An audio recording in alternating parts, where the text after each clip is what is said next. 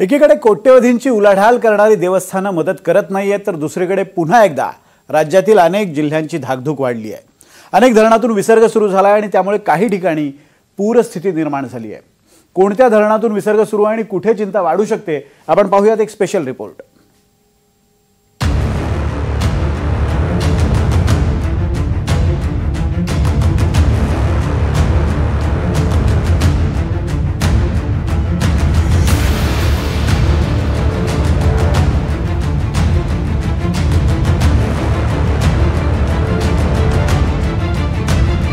गेल्या 15 दिवसात महाराष्ट्रात झालेल्या पावसानं सर्व धरणं तुडुंब झाली आहेत, तर कुठे कुठे या धरणातनं सुरू झालेल्या विसर्गानं चिंता वाढवली आहे। संभाजीनगरच्या जायकवाडी धरणाचे सर्व 27 दरवाजे उघडण्यात आले आहेत आणि इतिहासात पहिल्यांदाच 2.5 लाख क्युसेकनं विसर्ग सुरू केला आहे। जायकवाडीतनं विसर्ग वाढवल्यानं पैठण शहराला फटका बसला।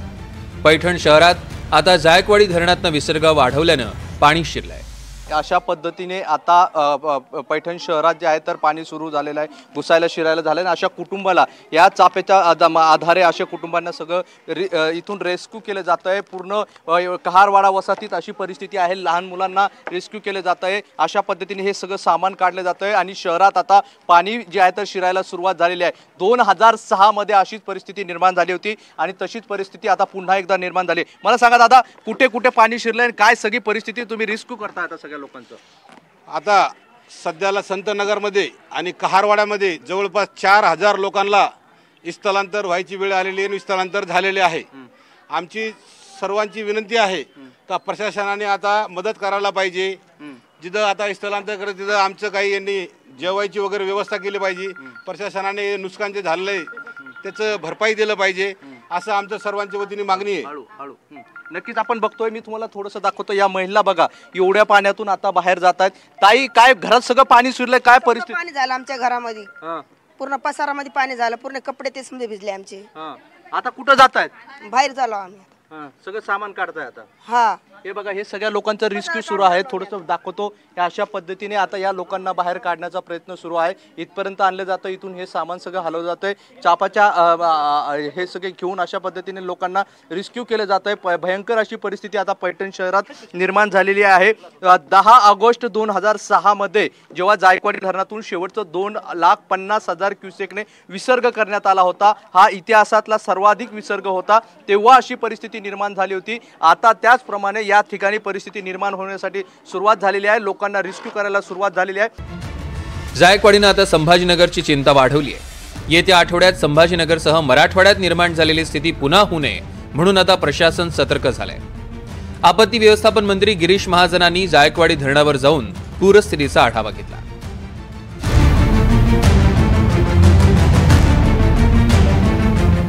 नाशिकमध्ये देखील जोरदार पाऊस सुरू आहे। नांदूर मध्यमेश्वर बंधाऱ्यातनं पाण्याचा विसर्ग सुरू करण्यात आलाय। तब्बल 57,426 क्युसेक विसर्ग नांदूर मध्यमेश्वरमधनं जायकवाडी धरणात सोडला जातोय। गोदावरी आणि दारणा नदीकाठच्या गावांना देखील प्रशासनाकडनं सतर्कतेचा इशारा देण्यात आला।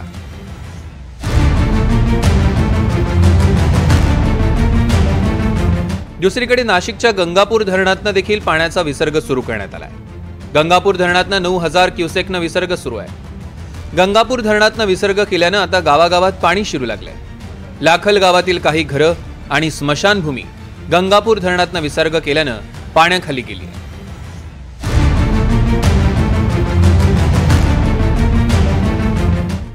नाशिकच्या इगतपुरीतही मुसळधार पाऊस सुरू आहे। दारणा धरणातनं 12,000 क्युसेक तर मुकणे धरणातनं 1,520 क्युसेकनं विसर्ग सुरू केलाय। शनिवार रात्रीपासून नाशिक जिल्ह्यात जोरदार पाऊस आहे आणि यामुळे दारणा नदीला पूरसदृश स्थिती निर्माण झाली आहे। दारणा नदीकाठावर राहणाऱ्या नागरिकांना प्रशासनाकडनं सतर्कतेचा इशारा देण्यात आला।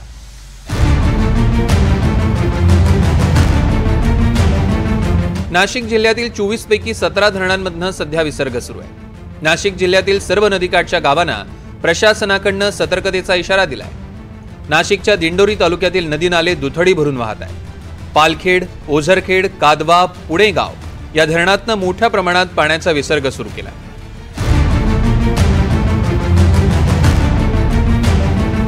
जालना तालुक्यातील कल्याण गिरजा नदीवरील कल्याण गिरजा मध्यम प्रकल्पाच्या पाणलोट क्षेत्रात संततधार सुरूच आहे। गिरजा मध्यम प्रकल्पातनं सध्या 1500 क्युसेकनं पाण्याचा विसर्ग सुरू आहे.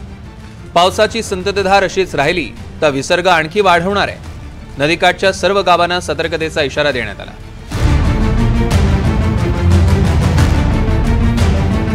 बीड जिल्ह्यातील अत्यंत महत्त्वाचं मानलं जाणारं आणि शहराला पाणी पुरवठा करणारं बिंदुसरा धरण पूर्ण क्षमतेनं भरलंय. बिंदुसरा धरणातनं मोठ्या प्रमाणात पाण्याचा विसर्ग सुरू झालाय. बिंदुसरा नदीकाठच्या गावांना सतर्कतेचा इशारा देण्यात आला. या नदीचं रौद्र रूप या ड्रोन दृश्यांमधनं तुम्ही पाहू शकता.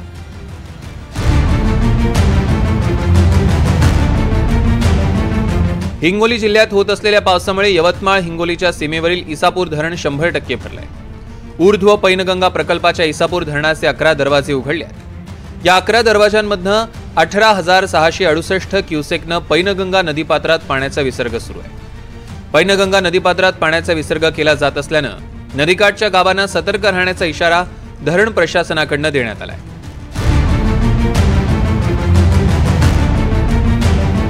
हिंगोलीतील सिद्धेश्वर धरणाच्या 14 दरवाजांमधनं 43,425 क्युसेकनं पूर्णा नदीपात्रात पाण्याचा विसर्ग सुरू आहे.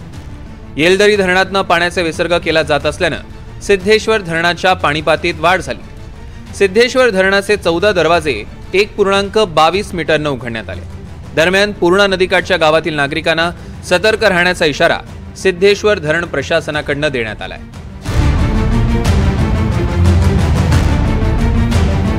जळगाव जिल्ह्यातील वाघूर धरणाचे 10 दरवाजे उघडले आहेत. वाघूर धरणातनं 16,658 क्युसेक पाण्याचा वाघूर नदीपात्रात विसर्ग सुरू आहे. जळगाव जिल्ह्यासह अजिंठा पर्वतरांगात सुरू असलेल्या मुसळधार पावसामुळे धरणात पाण्याची आवक वाढली. वाघूर धरणाकाठच्या गावांना प्रशासनाकडून सतर्कतेचा इशारा देण्यात आलाय. जळगावमधील हतनूर धरणाचे 8 दरवाजे उघडले आहेत. हतनूर धरणातनं 32,666 क्युसेकनं तापी नदीपात्रात विसर्ग सुरू आहे. मध्य प्रदेशचा विदर्भ आणि जळगावात मुसळधार पाऊस सुरू आहे. यामुळे हतनूर धरणात पाण्याची आवक वाढली आहे. हतनूर धरणातनं आणखी विसर्ग वाढण्याची शक्यता आहे. तापी नदीकाठच्या गावांना प्रशासनाकडून सतर्कतेचा इशारा देण्यात आला.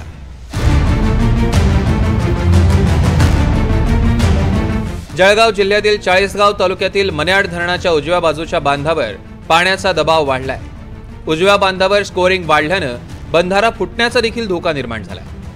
बंधारा तुटला तर नांद्रे गावासह परिसरातील गावांना पुराचा फटका बसण्याची शक्यता आहे. जिल्हाधिकाऱ्यांनी स्वतः या बंधाऱ्याची पाहणी करत मजबूतीकरणाच्या सूचना केल्या.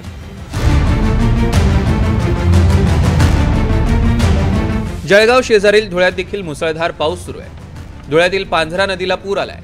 साक्री तालुक्यात झालेल्या पावसामुळे अक्कलपाडा धरणातनं पाण्याचा विसर्ग पांझरा नदीपात्रात सुरू आहे.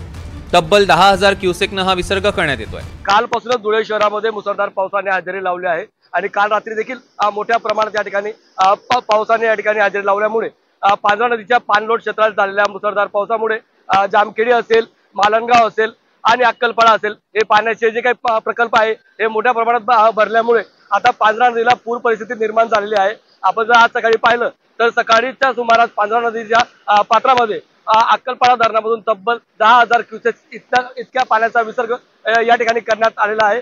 आणि आज देखील हवामान विभागाच्या वतीनं धुळे जिल्ह्याला येलो अलर्ट जारी करण्यात आलेला आहे. धुळे जिल्ह्यातील साक्री तालुक्यामध्ये देखील दमदार पावसाने अशी हजेरी लावल्यामुळे पांझरा नदीच्या पाणलोट क्षेत्रात मुसळधार असा पाऊस झालेला आहे. त्यामुळे पांझरा नदी पात्राला आज पूर परिस्थिती निर्माण झाली आहे. हवामान विभागाच्या वतीने पुढील काही तासामध्ये देखील धुळे जिल्ह्यामध्ये अतिमुसळधार पाऊस होण्याची शक्यता या ठिकाणी वर्तवण्यात आली आहे. त्यामुळे सर्वच आरोग्याच्या यंत्रणा असतील, अग्निशामक विभाग असेल, पोलीस यंत्रणा असेल, सर्वांना या ठिकाणी सतर्कतेचा इशारा देण्यात आलेला आहे. त्यामुळे पांझरा नदीच्या काठावरील नागरिकांना देखील सुरक्षित स्थळी जावे असं आवाहन जिल्हा प्रशासनाच्या वतीनं करण्यात आलं आहे. त्यामुळे पुढील काही तासामध्ये देखील पावसाचा जोर हा धुळे जिल्ह्यामध्ये वाढल्याचं चित्र बघायला मिळणार आहे. त्यामुळे अजून पाण्याचा मोठा विसर्ग हा तापी नदीपात्रामध्ये करण्यात येईल अशी सूचना जिल्हा प्रशासनाच्या वतीनं देण्यात आल्या आहे. त्यामुळे नागरिकांनी पुढील काही तासामध्ये होणाऱ्या अतिमुसळधार पावसामुळे सुरक्षित स्थळी आपण जावे असं आवाहन जिल्हा प्रशासनाच्या वतीनं करण्यात आलेलं आहे. विदर्भाच्या यवतमाळ जिल्ह्यातील अरुणावती नदी प्रकल्पाच्या पाणलोट क्षेत्रात मुसळधार पाऊस झाला. अरुणावती धरणातील 11 वक्र दरवाजे उघडलेत. धरणात होणारी पाण्याची आवक लक्षात घेऊन पुढील विसर्ग वाढवण्याबाबत निर्णय घेतला जाणार आहे. चंद्रपूर जिल्ह्यात गेल्या 3 दिवसांपासून झालेल्या जोरदार पावसामुळे इरई धरणाच्या पाणलोट क्षेत्रातील पातळी वाढली आहे। धरणाची सध्याची पातळी 207.250 मीटर इतकी झाली असून वार्षिक सरासरीच्या 117% पावसाची नोंद झाली। इरई धरणाचे 7 दरवाजे 0.25 मीटरनं उघडण्यात आलेत।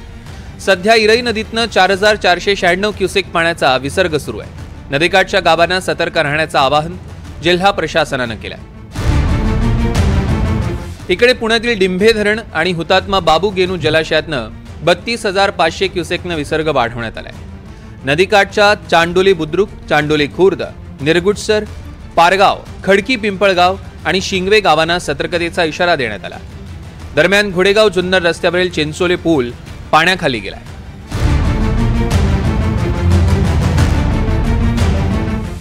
मुंबई आणि मुंबई नजीकच्या परिसरात शनिवार रात्रीपासून मुसळधार पाऊस पडतोय।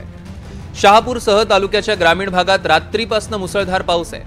भातसा धरणाच्या 5 दरवाजातनं विसर्ग सुरू केल्यानं भातसा नदीला पूर आलाय। सापगाव पुलावरनं पाणी जाऊ लागल्यानं अनेक गावांचा संपर्क तुटलाय। त्यामुळे जनजीवन विस्कळीत झालंय आणि पुलाच्या दोन्ही बाजूला काही नागरिक अडकून पडले आहेत।